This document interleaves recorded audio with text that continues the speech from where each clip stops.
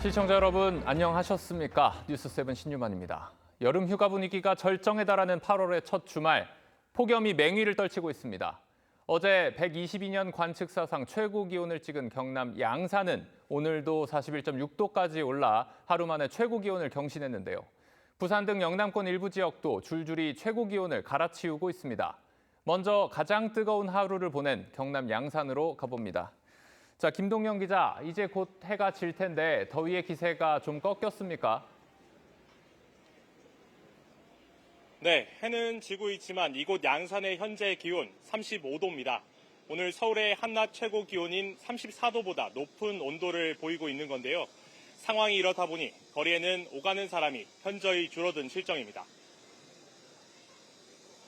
오늘 경남 양산의 낮 최고 기온은 41.6도까지 올랐습니다. 41.3도로 국내 기상관측 사상 최고 기온을 경신한 지 하루 만에 또다시 기록을 갈아치운 겁니다. 나흘간 40도 넘는 더위가 이어진 것도 2018년 8월 경북 영천 이후 처음 있는 일입니다. 취재진이 열화상 카메라로 도심 곳곳을 비춰봤더니 표면 온도가 70도까지 달아오른 경우도 있었습니다. 바깥에 5분만 서 있어도 머리가 어지러울 정도였는데요.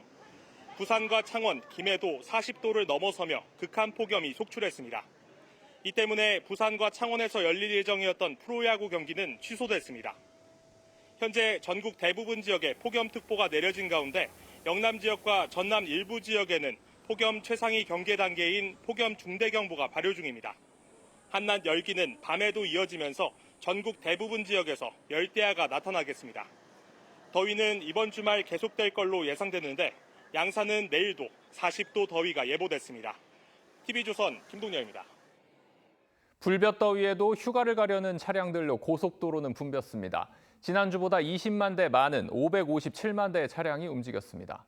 정체가 길어지는 탓에 이동에 부담이 적은 도심 물놀이장에서 더위를 식히는 시민들도 많았습니다. 대전과 경기 광명에 나가 있는 기자 차례로 연결합니다. 자, 먼저 김다로 기자, 뒤쪽에 더위를 식히려는 시민들이 많이 보이네요. 네, 한낮에 뜨거운 태양은 지고 있지만 땅이 머금은 열기는 그대로입니다. 시민들은 시원한 물줄기가 솟아오르는 이곳에 계속 모여들고 있습니다. 대전과 충남 지역은 낮 최고 35도를 오르내리며 폭염특보가 발효된 상태입니다. 제가 오늘 더위를 피할 수 있는 여러 곳을 다녔는데 가는 곳마다 피서 인파로 북적였습니다. 대전에서 차로 30분 거리인 계룡산 계곡은 말 그대로 물반 사람반이었습니다. 나무 그늘과 다리 아래 같은 명당은 이른 아침부터 자리를 잡으려는 경쟁이 치열했습니다. 나무 밑에 그늘도 있고 하다 보니까 계곡을 더 선호하는 것 같고 일찍 와가지고 자리를 잡으려 했는데 경쟁력이 만만치 않더라고요. 도심 물놀이장도 형형색색의 수영복을 입은 어린이들로 가득했습니다. 한 번에 900명이 이용할 수 있는 야외 수영장은 온라인 예약이 1분도 되지 않아 매진됐습니다. 접근성이 좋고 곳곳에 대형 그늘막이 설치돼 따가운 햇볕까지 가려주다 보니 가족 단위 피서객이 몰렸습니다. 일단 집이랑 가깝고 막 물도 깨끗하고 시원하고 그리고 이제 사람들도 어느 정도 있어서 그냥 너무너무 좋습니다. 또 아이스링크장과 백화점, 마트 등에는 더위를 피하려는 시민들로 북적였습니다. 지금까지 대전 엑스포 과학공원에서 TV조선 김다로입니다. 이색적인 피서지를 찾는 시민들도 늘었는데요. 이번엔 경기 광명 동굴로 가보겠습니다. 구자영 기자, 지금 가만히 서 있기만 해도 무더운 날씨인데 그곳 동굴 얼마나 시원한 겁니까? 네, 야외 기온은 여전히 30도를 넘고 있지만 이곳 광명동굴은 입구에만 들어서도 기온이 19도까지 떨어지고 있습니다. 동굴 안에서 시원한 바람까지 뿜어져 나와 서늘한 느낌이 들 정도입니다. 동굴 안은 더 시원합니다. 평소 실내 온도가 12도를 유지하는데 북적이는 시민들의 열기에 20도를 오르내리고 있습니다. 온도 차이가 장난 아니게 많이 나네요. 오래 있으면 약간 추울 것 같아서 얇은 잠바 같은 거는 필요할 것 같아요. 동굴 곳곳에는 화려한 빛과 음향으로 채운 미디어 파사드 쇼 등 볼거리도 많습니다. 오늘 하루에만 이곳을 찾은 방문객은 12,000명 정도 되는데요. 평소 주말보다 30% 넘게 많은 인파가 몰리다 보니 동굴 초입에서 주차장까지 1km를 차로 이동하는데 1시간 가까이 걸렸습니다. 광명시는 휴가철을 맞아 오는 17일까지 폐장 시간을 오후 7시까지로 1시간 연장했습니다. 이곳 외에도 전북 무주의 머루 와인동굴과 단양 고수동굴 등에는 피서객들의 발길이 이어졌습니다. 또 폐강을 활용한 충남 보령의 냉풍욕장에도 여름 휴가철에만 10만 명이 찾는 등 인기를 끌고 있습니다. 광명동굴에서 TV조선 구자영입니다.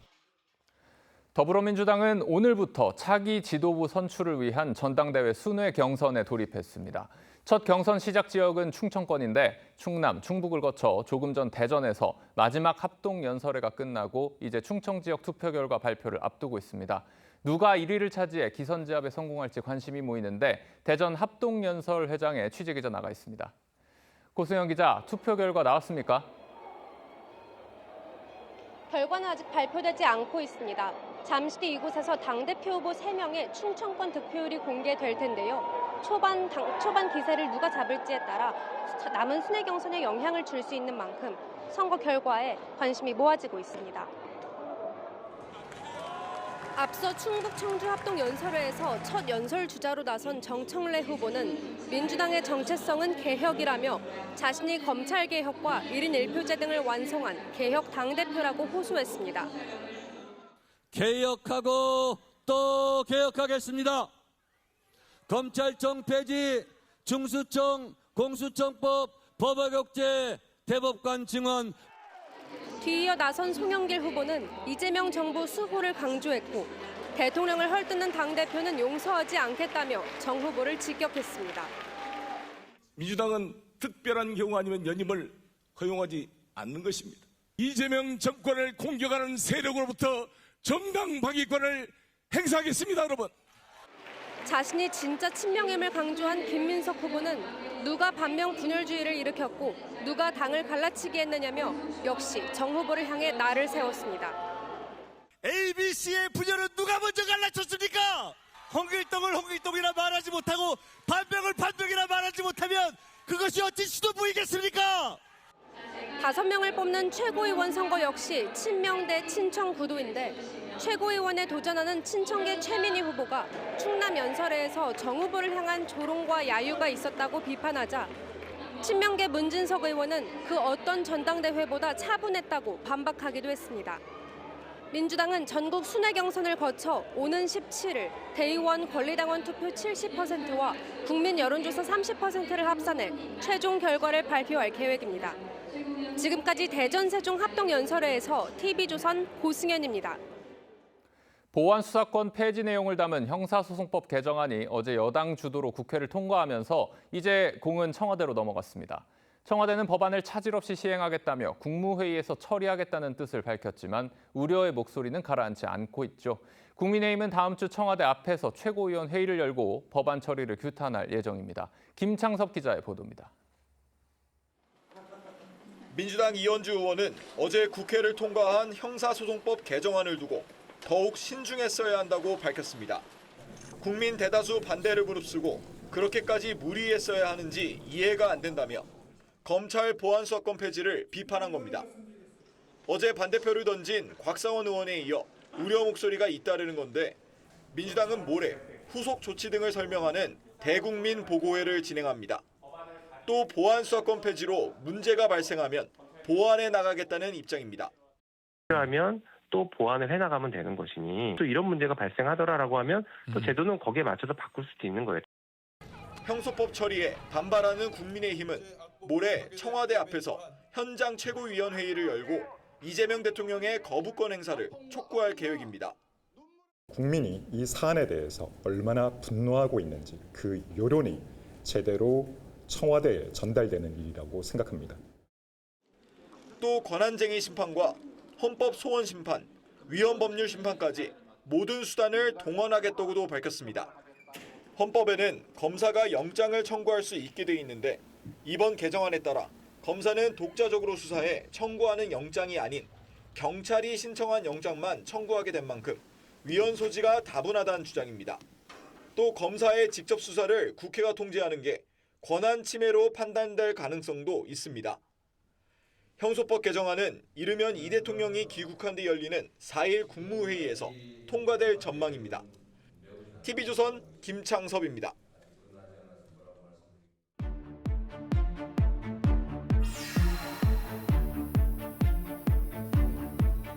형사소송법 개정을 놓고 막판까지 검사의 보안 수사권만은 남겨야 한다는 목소리가 높았는데 반영되지 않았습니다.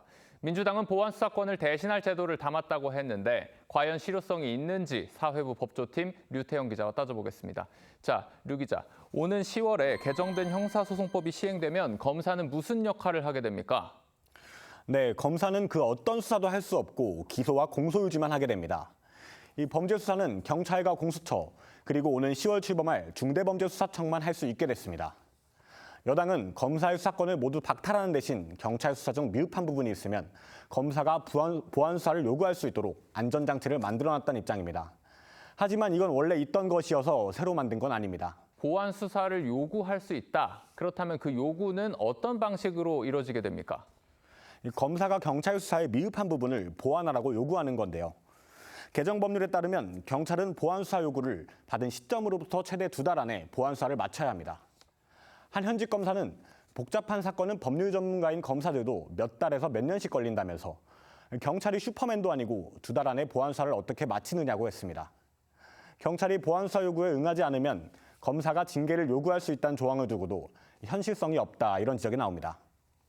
제19 감싸기가 우선이 될 테이고 좀 명백한 그런 경우가 아니면은 그런 소명 내지 변명에 대해서 그걸 물리치고 징계를 한다는 건 불가능할 거라고 생각합니다.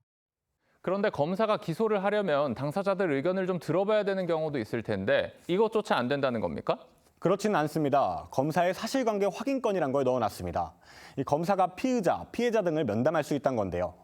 하지만 면담 내용은 재판에서 증거로 사용할 수 없습니다. 면담에서 새로운 범죄 혐의가 드러나더라도 경찰에 보안 수사를 요구하는 것 외엔 할 수 있는 게 없는 겁니다. 이 사건 처리 기간이 길어지면 사회 취약계층에게 고스란히 피해로 돌아갈 거란 지적이 나옵니다. 핑퐁이 이루어지는 과정에서 변호사를 사용하기 어려운 경제적 빈곤층이라거나 소위 말하는 사회적 약자 같은 지역이 훨씬 더 그런 불이익을 입을 가능성이 커지게 되겠죠. 말씀대로 사회적 약자일수록 더 힘들어질 수밖에 없어 보이는데 이들을 위한 대책은 없습니까? 사회적 약자 대상 7대 범죄에 한해 전권 송치 규정을 만들었습니다. 이 성범죄나 스토킹, 가정폭력 사건 등은 경찰이 무혐의 판단을 하더라도 모두 공소청에 보내 이른바 사건 암장을 막겠다는 건데요. 하지만 치명적인 맹점이 있습니다. 송치 대상이 되는 사건을 경찰이 규정할 수 있다는 겁니다.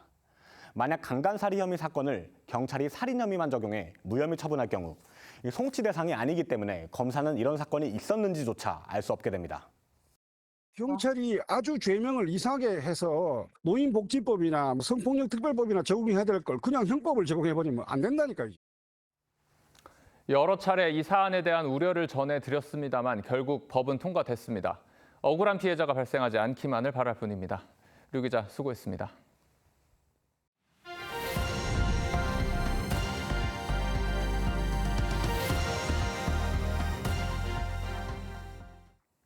더위 피해 해외여행 가시는 분들 많은 요즘입니다. 실제 휴가철 성수기인 7월 말에서 8월 초에만 인천공항에는 370만 명이 넘는 이용객들이 몰린다고 하는데요. 내일이 이번 휴가철 중 가장 붐빌 것으로 예상되고 있습니다. 공항에 나가 있는 취재기자 연결해 보도록 하겠습니다. 네, 허유아 기자, 공항을 찾는 분들이 많다고 하는데 현재 어떻습니까? 네, 저는 지금 인천공항 제2여객터미널에 나와 있습니다. 본격적인 여름 휴가철을 맞아 이곳 인천공항은 종일 해외여행을 떠나는 이용객들로 붐비고 있습니다. 오늘 하루에만 약 23만 명이 공항을 찾았는데 도착 여객이 가장 많은 내일은 이번 휴가철 중 가장 많은 인파가 몰릴 걸로 예상됩니다. 인천공항공사는 본격적인 휴가철인 지난달 25일부터 오는 10일까지 약 377만 명이 공항을 이용할 걸로 내다봤습니다. 지난해 여름 성수기 때보다 7만 명 많은 수치로 하루 평균 22만 1,900여 명이 이용하는 셈입니다. 여행 가방을 가득 챙긴 가족부터 연인과 친구들까지 출국장을 메운 여행객들의 얼굴엔 여행에 대한 설렘이 고스란히 묻어납니다.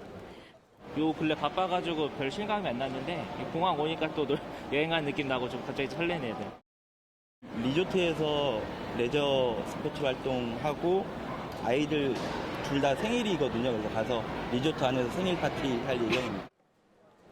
공항 측은 수속에 차질이 없도록 출국장 운영 시간을 평소보다 30분 앞당기고 스마트 패스 전용 출국장을 한 곳 더 늘렸다고 밝혔습니다. 또 고양과 파주 방면 공항버스 노선을 신설하고 여행 주차구역 약 3,000면을 추가 확보해 이용 편의를 높였습니다. 이번 휴가철은 아시아 국가로의 여행 수요가 많았습니다. 전체 공항 이용객 중 일본을 찾는 비중이 약 26%로 가장 인기가 높았고 동남아와 중국이 뒤를 이었습니다. 최근 원엔 환율이 100엔당 880원대까지 하락하며 약 2년 만에 최저 수준으로 떨어지자 환율 부담이 적은 일본 여행의 수요가 더욱 늘어난 걸로 보입니다. 지금까지 인천공항에서 TV조선 허유아입니다. 휴가철을 맞아 전국적으로 음주운전 특별 단속도 있었습니다. 경찰관 4천여 명이 투입돼 늦은 밤에 진행이 됐는데 딱 2시간 동안 전국에서 320명이 적발됐습니다. 소주 2병을 마신 뒤 1시간 동안 운전한 경우도 있었습니다. 박재훈 기자가 현장 다녀왔습니다. 경광봉을 든 경찰관들이 4차선 도로를 막기 시작합니다. 휴가철 특별 음주 단속에 나선 겁니다. 물고 부시면 돼요. 쭉 그만할 때까지 쭉쭉 더. 단속 20여 분 만에 적발된 30대 여성 운전자. 소주 2병을 마신 뒤 1시간 동안 차를 몰았다고 했습니다. 측정기에 찍힌 혈중 알코올 농도는 0.116%, 면허 취소 수준인데 운전을 계속하겠다며 고집을 부립니다. 아니 운전 못 하시잖아요. 측정 결과를 부정하며 체혈을 요구하는 운전자도 있습니다. 음주운전 전력이 있어 다시 적발되면 면허가 취소되기 때문입니다. 맥주 502잔을 먹어서 지금 시간대면 충분히 깰 거라고 생각하기 때문에 그래서 체혈을 꼭 하고 싶어요. 전국 733곳에서 일제히 진행된 단속에는 경찰관 4천여 명이 투입됐습니다. 이날 면허 정지 129명, 면허 취소 185명 등 모두 320명이 적발됐습니다. 경찰은 예고 없이 검문 장소를 바꾸는 이동식 단속도 시행 중입니다. 고정 단속은 쉽게 단속 장소가 노출돼서 운전자들의 경각심이 낮아지는 게 있었습니다. 경찰은 8월 말까지 전국적인 음주운전 단속에 나설 계획입니다. TV조선 박재훈입니다. 폭염에 상인들의 희비도 엇갈리고 있습니다. 시원한 실내로 사람들이 몰리면서 대형 쇼핑몰들은 매출이 는 반면 야외에 자리한 전통시장과 거리 상권은 한낮에 손님이 끊기고 있습니다. 오늘은 여기에 포커스를 맞춰봤습니다. 구민성 기자입니다. 팝업 매장 앞에 긴 줄이 생겼습니다. 식당가에선 빈자리를 찾기 어렵고 밖에서 데이트 많이 하는데 날이 너무 덥고 하니까 쇼핑몰은 에어컨도 빵빵하게 틀어주고 벤치마다 더위를 피해 들어온 사람들이 앉아 있습니다. 오늘은 잠깐 나갔는데 평상시보다 너무 덥더라고요. 그래서 어디 다닐 수가 없어가지고 이제 바로 들어와서 우리 이제 그 모든 시간을 여기서 그냥 보내고 있고. 사람들이 실내로 몰리면서 매출도 올랐습니다. 지난 20일부터 26일까지 잠실의 한 쇼핑몰 매출은 지난해 같은 기간보다 25% 늘었습니다. 여의도는 24%, 용산은 22% 증가했습니다. 더위만 피하는 게 아니라 밥을 먹고 팝업 매장을 둘러보고 쇼핑을 하고 가는 겁니다. 시원한 공간에서 새로운 컨텐츠들을 경험할 수 있는 그런 공간으로 지금 탈바꿈되고 있는 것들이 고객분들이 많이 찾아주시는 이유가 아닐까 싶습니다.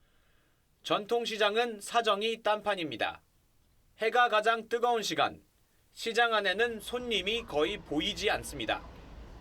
대부분 야외에 있고 냉방시설이 부족한 탓입니다. 상인들은 선풍기 앞에서 오지 않는 손님을 기다립니다.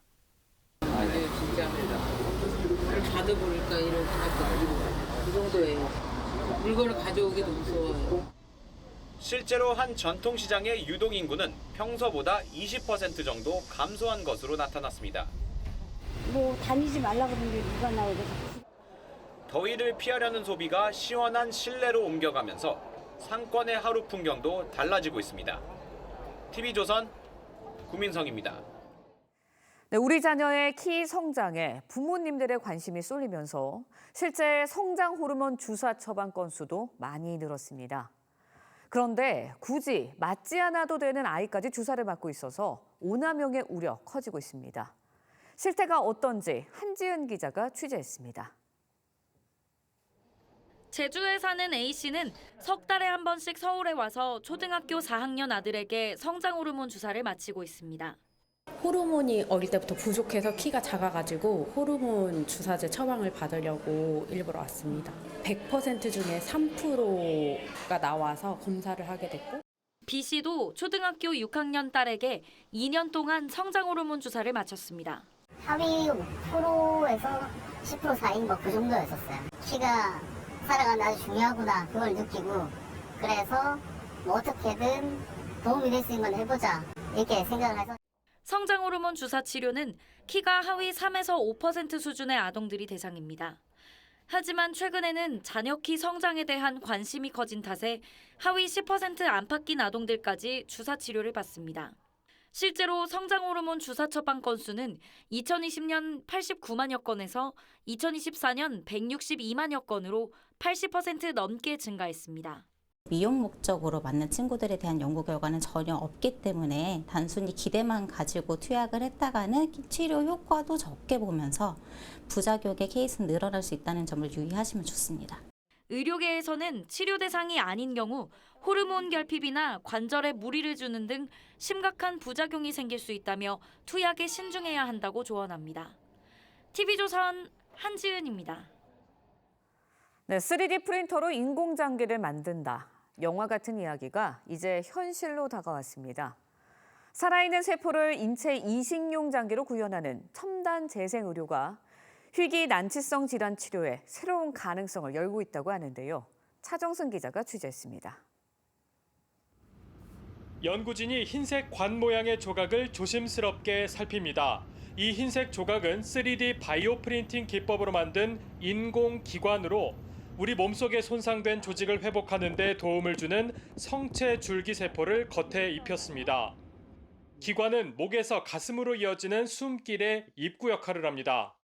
우선 몸에서 자연히 녹는 재료를 이용해 관 모양의 틀을 만들고 살아있는 연골세포가 가득 찬 바이오 잉크를 표면에 덧바릅니다. 그냥 붙이면은 사실 이게 세포가 붙지 않습니다. 그렇기 때문에 저희는 그 매개체인 콜라겐 바이오 잉크를 활용을 했고요. 콜라겐 안에다가 세포를 가두는 거죠.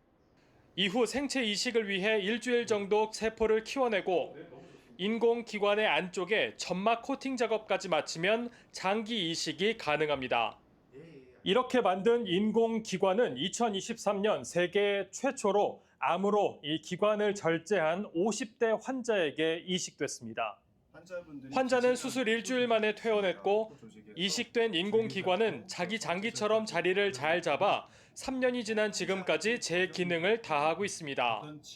발성 기능과 호흡 기능을 다 유지할 수 있는 이런 방법이었습니다. 중대 희귀 난치 질환에서는 치료의 대안이 아닌 치료의 필수라고 말씀을 또 드릴 수가 있습니다. 첨단 재생 의료는 백혈병과 림프종, 무릎 골 관절염 등 다양한 치료 분야에서도 임상 연구 성과를 거두고 있습니다. 보건복지부는 최근 2차 첨단 재생 의료 기본 계획을 공개했는데 환자 치료에 실질적인 도움이 될 수 있도록 치료제 허가와 상용화를 지원할 계획입니다. TV조선 차정승입니다. 이재명 대통령이 남미 3개국 마지막 순방지로 아르헨티나를 방문했습니다. 한국 대통령이 아르헨티나를 공식 방문한 건 22년 만으로 양국 정상은 내년부터 아르헨티나 원유를 본격 수입하고 배터리의 주요 소재인 리튬 개발에도 힘을 모으기로 했습니다. 서주민 기자입니다. 아르헨티나 대통령궁에 도착한 이재명 대통령이 도열에 있는 의장대 사이로 걸어갑니다. 이 대통령은 하비에르 밀레이 아르헨티나 대통령과 1시간 20여 분 동안 정상회담을 갖고 내년부터 아르헨티나 원유를 본격적으로 수입하기로 했습니다. 우리나라는 올해 88만 배럴을 시범 도입한 바 있습니다. 내년부터는 아르헨티나가 원유 생산량을 현재의 5배 수준으로 늘리기로 한 만큼 수출 여력은 더 커질 것으로 전망됩니다. 중동 지역에 집중된 우리 원유 수입선을 남미로 넓히고 지정학적 불확실성을 줄여서 에너지 수급의 대응력을 높이는 계기가 될 것으로 기대됩니다.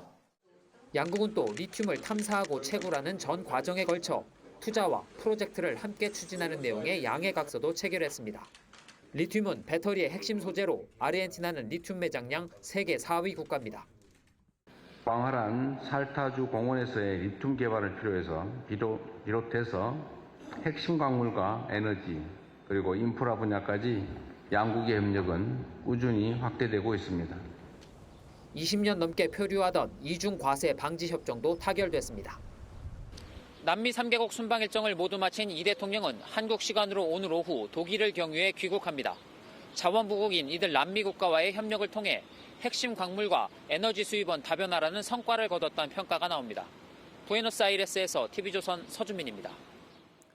AI 거품론을 뚫고 반도체 주가가 매서운 상승세를 보였죠. 반도체에 힘입어 우리 수출액도 14개월 연속 최대치를 경신했습니다. 다만 글로벌 기업의 투자 속도 조절과 국제 정세 변동성이 향후 변수로 꼽히고 있어 여전히 불확실성이 큰 상황입니다. 장동욱 기자입니다. 은빛 특수 포장재로 겹겹이 밀봉된 대형 화물들이 줄지어 대기 중입니다. 안에 실린 건 삼성전자와 SK하이닉스가 만든 반도체입니다. 미국 등 전 세계로 수출되는 귀한 몸인 만큼 화물계에 조심스럽게 실어 올립니다.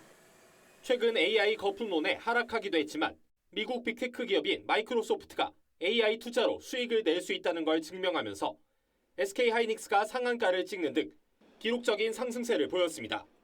반도체 수요가 급격하게 줄어들 가능성은 별로 없어 보이거든요. 공급자 중심의 마켓이 내년 최소한 앞으로 한 1년 정도까지는 주가 상승을 뒷받침하는 수출 지표도 굳건합니다. 지난 6월 반도체 수출이 448억 달러로 역대 최대 기록을 다시 쓰더니 지난달에도 호조를 이어가며 2달 연속 수출액 400억 달러를 넘겼습니다. 반도체가 불붙인 상승세에 지난달 총 수출액은 988억 달러로 14개월 연속 월 최대치를 경신했습니다. 다만 글로벌 기업들의 AI 투자가 실제 지속적인 수익으로 이어질지 의구심은 여전하고 중동 리스크와 주요국의 통화정책 변화도 향후 변수로 손꼽히고 있습니다.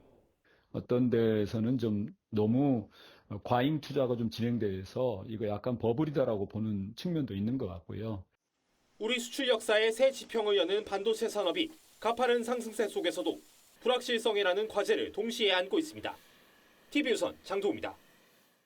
한미연합훈련 중 미군 무인기를 우리 군이 적기로 오인한 사건과 관련해 청와대는 훈련 계획을 사전에 인지하고 있었고 한미 간 소통에도 문제가 없었다고 밝혔습니다.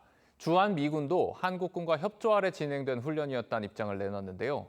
적기 오인 과정을 놓고 군 내부에서 보고가 누락됐을 가능성이 커지고 있다는 지적이 나옵니다. 이태형 기자입니다.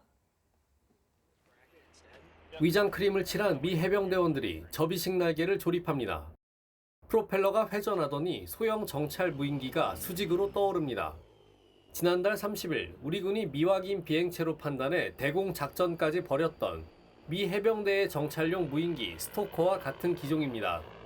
위성락 청와대 국가안보실장은 이번 무인기 오인 사건과 관련해 우리 측도 훈련 계획을 사전에 인지하고 있었고 한미 간 소통에도 문제가 없었다고 밝혔습니다.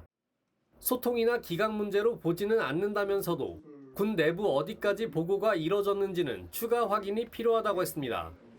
주한미군도 한미 해병대 연합훈련이었다며 자체 조사와 함께 한국군과 긴밀히 협조하고 있다고 밝혔습니다.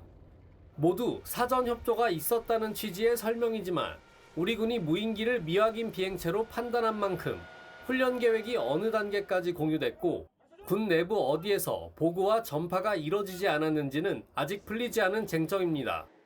조사 결과의 신속한 확인을 위해서는 미 측이 보낸 초기 공문을 접수한 기관이 어딘지를 확인하면 답은 바로 나올 거라고 생각합니다. 미군이 관할 부대인 1군단에 무인기 운용 계획을 전달했지만 실무선에선 지상작전 사령부 등 상급 부대로의 보고가 누락됐을 가능성도 제기됩니다. 합참은 전비태세 검열실을 1군단에 보내 한미 간 협조 과정과 군 내부 보고 전파 절차를 조사 중인데 청와대는 어디까지 보고가 이뤄지는 것이 적절한지는 따져봐야 한다고 밝혔습니다. TV조선 이태형입니다.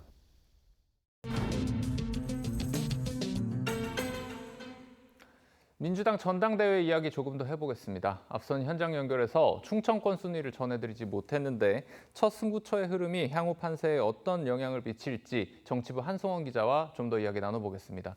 자, 한 기자, 개표 결과 나왔습니까? 아직 공식 득표율과 순위 공개되지 않았습니다. 당초에 7시쯤 발표하려고 했다가 7시 30분으로 밀렸는데 아직까지 당에서 말하는 거는 엑셀 과정을 통해서 집계 중이다 이렇게 말하고 있습니다. 예. 아무래도 1인 1표제, 전당원 투표제가 처음 실시되는 거다 보니까 조금 시간이 걸리는 것 같은데 결과가 나오는 대로 전해드리도록 하겠습니다. 그렇군요. 지금은 저희가 좀 예측한 거를 전해드릴 수밖에 없을 것 같은데요. 당초 충청이 정청래 후보의 고향인 만큼 조금 이제 우세할 거다 이런 관측이 많았고 김민석 후보는 어제 이렇게 공식적으로 7%포인트 이내면 역전이 가능하다 이렇게 말했습니다. 이 같은 흐름이 반영될지 좀 주목해야 할 부분입니다. 자, 결과가 어떻게 나올지 지켜봐야 되겠지만 오늘 충청 지역의 결과가 다른 지역 경선에도 당연히 영향을 미칠 테죠. 예, 그렇습니다. 첫 경선에서 이기면 기세를 몰아서 남은 경선에서도 표를 끌어모으는 밴드웨건 효과를 기대할 수 있습니다. 정 후보가 승리했던 지난해 전당대회가 비슷한 사례였습니다. 이 때문에 이번에 경선 지역 순서를 정할 때도 신경전이 벌어졌습니다.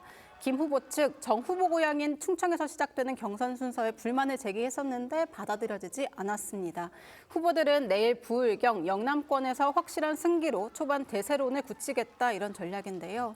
지난해와 달리 다자 구도인 만큼 한 후보가 압승을 거두긴 어려울 거다 이런 전망도 나오고 있습니다.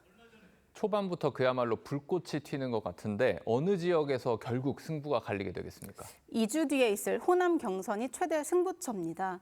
호남에는 전체 권리당원의 3분의 1인 50만 명 정도가 몰려있는 만큼 누적 판세가 바뀔 수도 있다는 겁니다. 김 후보 측은 호남에서 두 자릿수 이상 격차를 벌려서 이곳에서 승부를 보겠다 이런 전략입니다. 그리고 선호 투표제도 변수인데요. 새 후보자 중에 과반 투표자가 없으면 탈락한 3위 후보를 1순위로 선택한 당원들의 2순위 표를 남은 두 후보에게 다시 분배해 최종 승자를 가리게 됩니다. 3위 후보의 표가 어느 후보로 얼만큼 가는지가 마지막 승부가 될 관건입니다. 민주당이 갑자기 후보를 추천하고 나선 특별감찰관 이야기도 해보겠습니다. 10년 넘게 이 자리가 공석이었죠. 예, 그렇습니다. 특별감찰관은 박근혜 정부 당시에 처음 만들어진 대통령 가족과 측근을 감시하는 자리입니다. 2016년에 이석수 초대 감찰관이 우병우 전 수석 비위 의혹을 감찰하다가 사퇴한 이후에 문재인 정부, 윤석열 정부 계속 비어 있었습니다. 이재명 대통령의 대선 공약이기도 했었는데 청와대는 그동안 국회에 꾸준히 요청해왔다 이런 입장입니다. 제가 특별감찰관 임명을 제가 지시해놨죠. 하자. 불행을 당하지 않도록 예방하는 게 중요하다. 자, 여러 차례 요청했지만 실제 민주당의 추천은 어제 있었던 건데 왜 지금 이렇게 속도를 내는 겁니까? 야당은 일단 환영하면서도 정치적 의도가 있다 이렇게 보고 있습니다. 최근 부동산과 레버리지 ETF 등으로 민심이 악화되자 국면 전환용으로 꺼낸 카드라는 겁니다. 실제 지난주에 이 대통령 지지율 53%로 취임 후 최저치를 기록했고 부동산 정책 평가, 부정평가가 압도적으로 많았습니다. 또 시점도 민주당 전당대회 첫 경선을 하루 앞두고 한병도 원내대표가 긴급 간담회를 열어 발표했는데요. 일각에서는 이 대통령 스스로 제도적 견제 장치를 마련해 놓고 대통령 견제론 명분을 약화하려는 거 아니냐 이런 해석도 나오고 있습니다. 국회의 후보 추천 과정이 이제 시작이 된 건데 실제 임명까지도 빠르게 진행될지 한번 지켜봐야 되겠습니다. 한송원 기자 고생했습니다.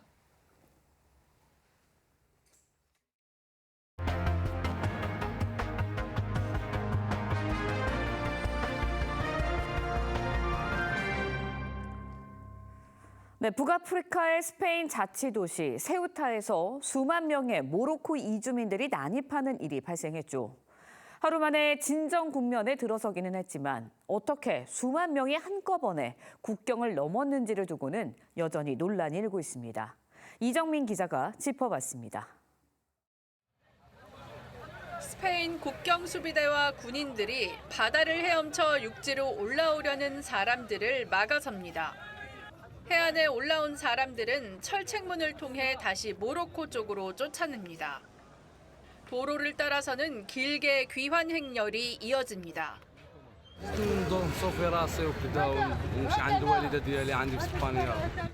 تساوى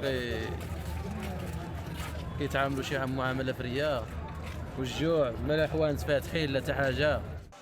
스페인 정부는 불법 이주민 약 5만 명 가운데 4만 8천 명 이상이 모로코로 돌아갔고 남은 인원도 송환 절차를 진행하고 있다고 밝혔습니다.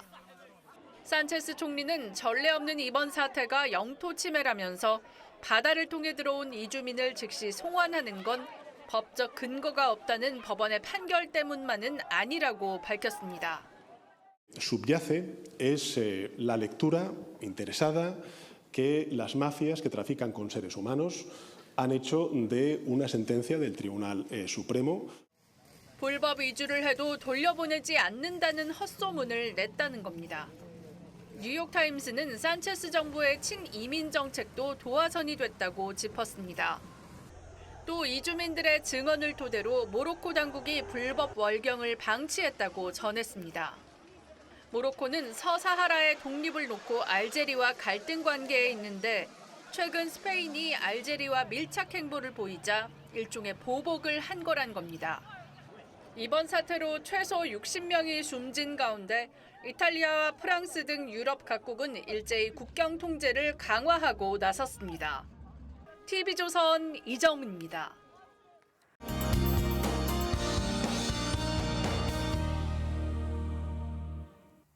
폭염이 심해지니 밤더위도 만만치 않습니다. 밤사이 강원도 강릉에서는 30도를 웃도는 초열대야가 나타났고요. 한낮에는 경남 양산이 41.6도까지 오르며 또다시 역대 최고더위 기록을 경신했습니다. 특히 폭염 중대경보가 내려진 경남 지역을 중심으로 최고 기온이 39도를 웃돌면서 생명을 위협할 수준의 폭염이 계속되고 있습니다. 온열 질환에 각별히 유의하셔야겠습니다. 내일 전국이 맑은 가운데 낮 동안 볕이 강하게 내리쬐겠습니다. 주말 더위는 밤에도 계속되겠습니다. 내일 아침 기온 서울 26도, 강릉 28도로 열대야가 나타나는 곳이 많겠고요. 내일 한낮 기온 서울 35도, 창원과 부산 39도로 오늘과 비슷하겠습니다. 다음 주에는 서울의 낮 기온이 37도까지 오르면서 극한 더위가 전국적으로 번질 전망입니다. 날씨였습니다. 8월 1일 토요일 뉴스7 마칩니다. 내일 뵙겠습니다. 고맙습니다.